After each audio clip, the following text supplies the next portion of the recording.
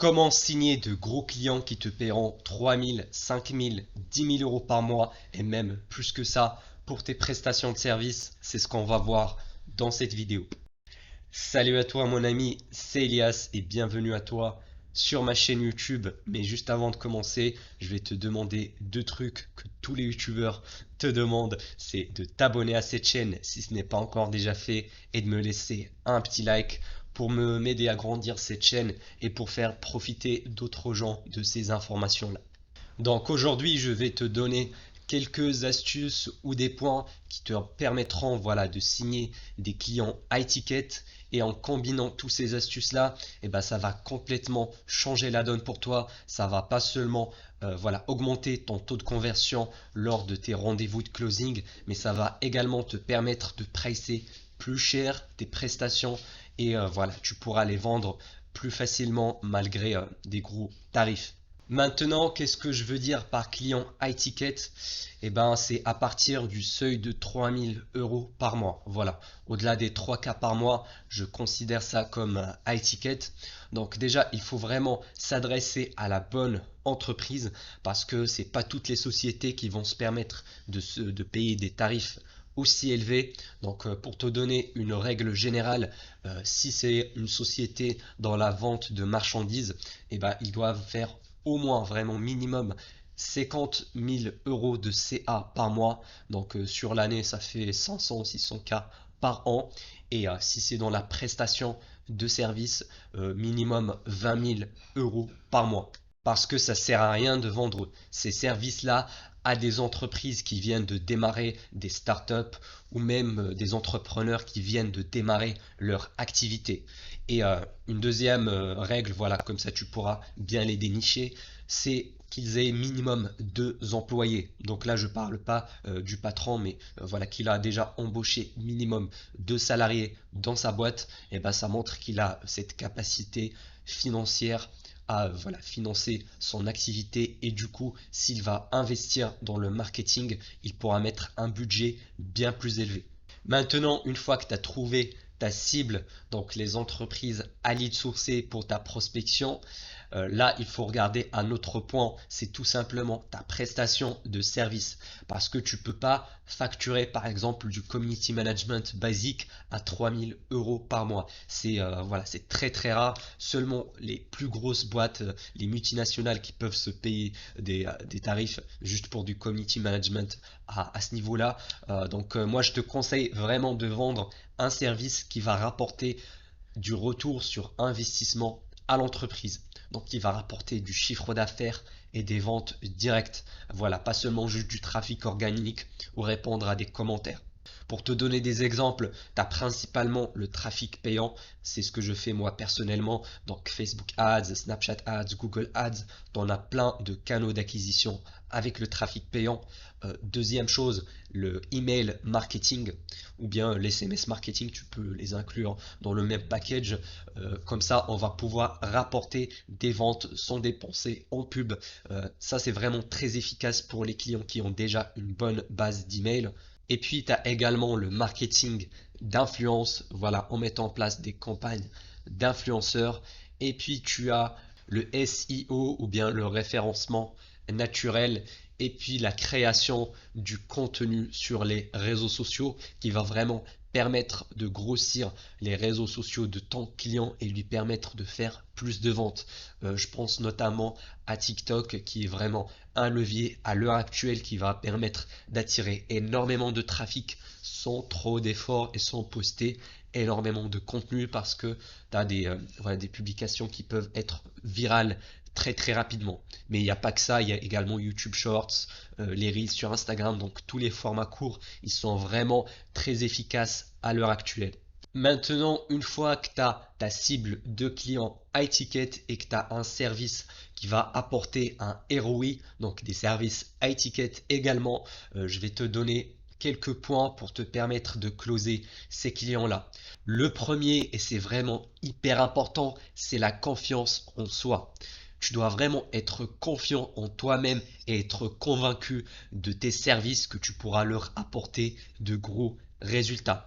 Je sais que voilà, si tu débutes, quand on démarre, on n'a pas forcément cette confiance en soi, surtout lors des rendez-vous de vente. Voilà, peut-être que tu as fait un seul RDV de ta vie, ou bien deux, ou bien juste quelques-uns, et t'as pas assez d'expérience. Et voilà, c'est un peu inconfortable, ça te met mal à l'aise d'annoncer un gros prix, par exemple 3 000 € par mois, 4 000 € par mois. Et voilà, dans ta tête, c'est un montant énorme et t'es pas très confiant. Donc, pour te donner quelques tips, voilà, pour booster ta confiance en soi lors de tes meetings, il faut premièrement relativiser ce montant-là. Donc 3 000 € par mois, pour un particulier, ça peut paraître énorme. C'est carrément un salaire, un bon salaire même pour un ingénieur ou voilà, dans pas mal de métiers. Mais il faut pas oublier que 3 000 € par mois pour une entreprise, surtout qui ont la taille que je t'avais cité précédemment, c'est rien du tout.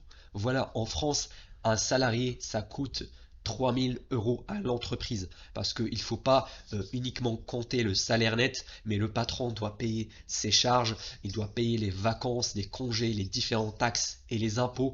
Et un salarié au SMIC ou à peine au-delà du SMIC, ça va coûter à l'entreprise 3 000 € par mois à chaque fois. Alors que le salarié, il va pas forcément rapporter le même retour sur investissement qu'on va rapporter au patron. Donc vraiment pour te mettre à l'aise avec ces gros prix-là, juste dis dans ta tête que 3K, 5 000 € par mois, voire même plus que ça, c'est rien pour une entreprise, ou bien en tout cas c'est un petit investissement. Et puis avant chaque appel de vente, tu dois vraiment bien te préparer, surtout au niveau mental, et te dire voilà que je suis capable de lui apporter des résultats. Donc voilà, je suis confiant, j'ai confiance en mes capacités, en mon service, et ça vaut 3 000 € par mois. Et cette confiance en toi, ça va augmenter également si tu maîtrises bien ton service, voilà, si tu arrives à bien délivrer le résultat, ou bien si tu as un média buyer ou un freelance qui va le faire à ta place, ou bien que tu as déjà des expériences dans le passé. Et puis également, il n'y a pas de secret, la confiance en soi, ça va augmenter au fil des rendez-vous. Voilà, le premier rendez-vous, deuxième, troisième, au niveau jusqu'au 10e, le 20e, tu vas être différent. Tu vas pas être la même personne après le 30e rendez-vous que au premier rendez-vous. Voilà, ça devient de plus en plus naturel parce que voilà, les trames de vente se répètent à chaque fois. Tu vas à chaque fois rencontrer une nouvelle personne, donc un nouveau patron, une nouvelle histoire. Mais on va dire que les trames du rendez-vous de vente, ils sont les mêmes, ils se répètent quasiment. Tu vas être plus à l'aise avec les objections parce que tu as quasiment les mêmes objections qui se répètent à chaque fois et tu seras capable d'y répondre beaucoup plus facilement et plus naturellement. Et crois-moi, quand tu vas devenir plus confiant, ça va vraiment se ressentir lors de ton appel, que ça soit au niveau de ta voix, au niveau de ta diction, au niveau voilà de tes gestes. Le prospect derrière va vraiment sentir que tu es à l'aise et que tu es vraiment convaincu. Et ça va vraiment augmenter ton taux de signature, ton taux de closing lors de tes prochains RDV. Et le but, bien sûr, c'est de s'améliorer au fur et à mesure. Voilà, t'as pas besoin d'être parfait dès ton premier rendez-vous, ça va aller comme sur des roulettes par la suite. Deuxième astuce, c'est de montrer la valeur de ton offre.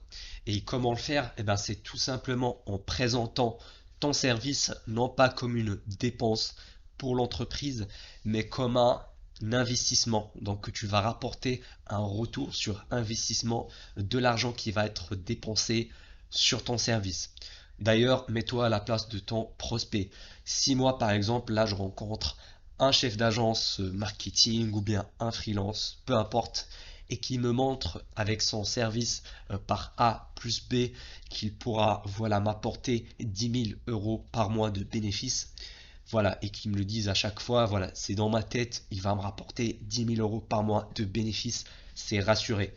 Et qu'à la fin de notre appel, ils me disent que son service va coûter seulement 3 000 € par mois. Et ben là, logiquement, ça va être une offre irrésistible. Je vais tellement me sentir con de refuser cette offre-là parce que voilà, c'est un retour direct. Je vais multiplier mon argent fois 3. Voilà, si je te dis tu me donnes 1 000 € et je te rends 3 000, tu vas le faire immédiatement. Et donc c'est pareil pour ton prospect en face, il faut vraiment se mettre à sa place et si tu lui prouves vraiment, que ce soit par tes résultats passés, que ce soit par les résultats de ton média buyer, si tu as déjà un freelance qui est embauché de ton agence, ou bien si tu lui montres ses concurrents, voilà, tu peux jouer sur la concurrence, c'est un très très bon point, voilà, pour faire passer un cap et voilà, pour jouer un peu sur l'ego, parce que un chef d'entreprise qui a vraiment la dalle, qui veut grossir son entreprise, et ben si tu lui montres ses concurrents, il va se sentir un peu en retard et du coup ça va lui faire voilà, cette flamme, cette rage là qui va le pousser à passer à l'action et acheter ton service. Donc je pense que tu l'auras compris, tu dois vraiment montrer la valeur perçue de ton service pendant ton appel de vente et à la fin tu vas voilà, annoncer ton prix. Ne fais pas l'inverse, il faut vraiment déjà lui montrer que tu pourras lui apporter 10 000 euros, 20 000 euros, 30 000 euros voilà, de CA. Grâce à ton service, tu peux faire des estimations, c'est ce que je fais moi personnellement, ou bien avec tes résultats passés, et démontrer par la logique, donc avec des chiffres A plus B, mais également avec de l'émotion. Il faut également jouer sur de l'émotionnel parce que c'est ça qui va faire vendre dans la plupart des cas.